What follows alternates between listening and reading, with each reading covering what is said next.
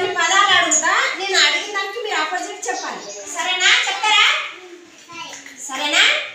ఎక్కువ, లోపల, తొందర, తొందర,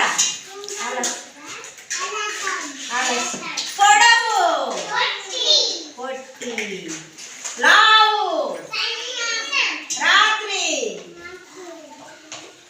రాత్రి, పగలు. గట్టి చెప్పండి. రాత్రి, పగలు. ఎక్కువ,